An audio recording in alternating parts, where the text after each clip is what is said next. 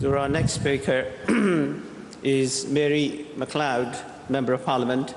Mary is the Member of Parliament for Brentford and Isleworth in West London, previously served as the Parliamentary Private Secretary to the Secretary of State of Culture, Media and Sports, and is the Vice President of the Commonwealth Youth Exchange Programme. Mary takes a keen interest in poverty and international development and was an ambassador for ActionAid. She is a long-standing supporter of the community who has helped us in many ways and is also a member of our parliamentary group. Mary is a passionate local supporter of Hounslow Jamaat and has also supported the Right for Peace event. It's a great pleasure for me to invite her to our Jalsa Salana, and I request her to say a few words.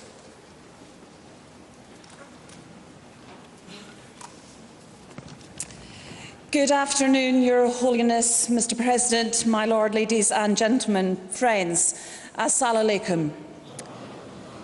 Thank you for inviting me here today to speak at this year's Jalsa Salana.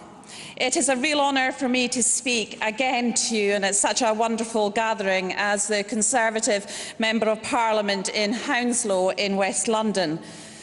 This is my fourth visit to your annual convention, and I thank you once more for your kind invitation and the warmth and the welcome that you have given me and the opportunity to meet with old friends and you this year. I know this will be a difficult time for your community following the appalling violence just a few weeks ago in Gujranwala when a pregnant woman and 2 young girls were killed. Like so many across the globe, I was appalled at this senseless and brutal murder of innocent people. We need to keep raising this in an international context, so inshallah this does not happen again and that we get rid of all persecution.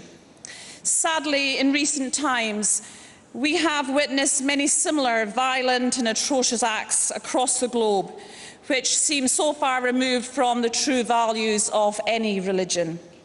How important then is your belief? Love for all and hatred for none. How I wish more people around the world believed that this was the right way to live. I would like to start today by paying tribute to you, to the Ahmadi community, because you exhibit the very best characteristics of humanity. This is evident in your charity fundraising, the service to those in need, and your promotion of peace.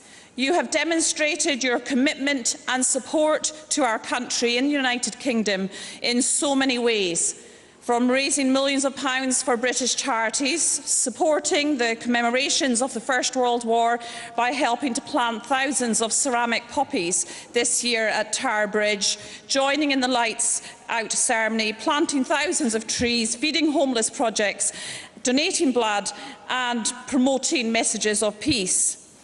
I was fortunate enough to be invited to the Hounslow Ahmadi community to welcome the cyclists on the Ride of Peace earlier this year as part of the work they were doing for the British Heart Foundation. And I would like to take this moment to thank the Ahmadi community in the London Borough of Hounslow, who have always shown me such warmth and friendship, and I really appreciate that for all that they have done. These are just a few of the ways how you all support peace and community across the United Kingdom and help build strong local communities. Your national president summed up this commitment to your home country when he said, "We strive to serve God and serve mankind. This is the essence of Islam that we adhere to, which is based on a jihad of love and not a jihad of the sword." In my short message to you today, I would like to focus on the importance of the core values of tolerance and respect, and how we can encourage aspiration across this country and across this globe. The Prime Minister of this country, the Right Honourable David Cameron, has said, "I commend the Ahmadi Muslim community UK's commitment to tolerance and respect." And it's a commitment to these principles despite the ongoing assaults and violence against your community, which is so difficult but yet so important. And respect can come in many forms, whether it is respect for oneself, one's religion, one's country, or the world and its inhabitant. It is all about how we treat one another. We hear too much in the news about violence, particularly against women, that should not be tolerated. Domestic abuse is still a global issue, and I see it even across London, but an issue that has no place in our society. I hope that you will all join with me and do all you can to support our efforts to eradicate violence against women wherever it occurs. Only if we join together on these sorts of campaigns, and especially when the men help stand up against violence, then we will make progress, because it is all about respect. We still have much to learn about how we build greater tolerance and respect between communities across the world. I welcome the fact that the Ahmadi community encourages the study of all religions and dialogue between faiths. It must be the case that with greater understanding comes greater peace in the world, and this, I believe, is a lesson to us all. As part of today, this message is all about how we create and make this world a more peaceful and better place. Creating aspiration for the next generation is part of that. And each of us has a responsibility to use the skills and the talents that God has given us to create that better world, to leave this world a better place, to do something great with our lives. What mark can we make on our country, or whatever country you are from today, on the communities in which we live? What can we do that might encourage others to be better, to achieve more, and to really make a difference? My friends, we can all contribute to our world. The young people here today, you will be the leaders of tomorrow. You will be the doctors, the teachers, the entrepreneurs, the politicians who will shape our future. And you will make this a more peaceful world to live in. My role as a Member of Parliament is to do what I can, in some small way, to make a difference to my constituents and to my country. And with your help and support, we can achieve so much.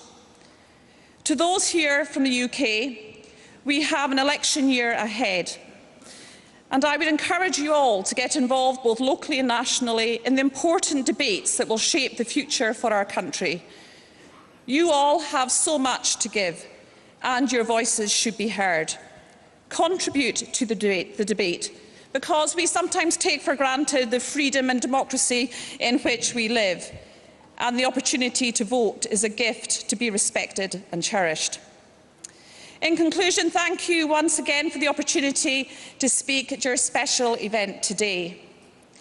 As I have said, the contribution that you make in so many ways is much appreciated and valued.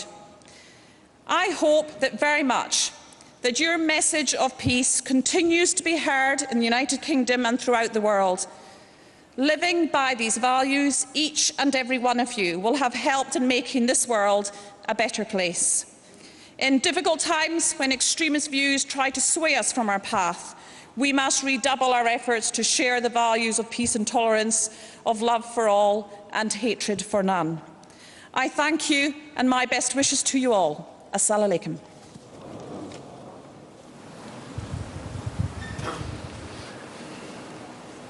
Thank you very much.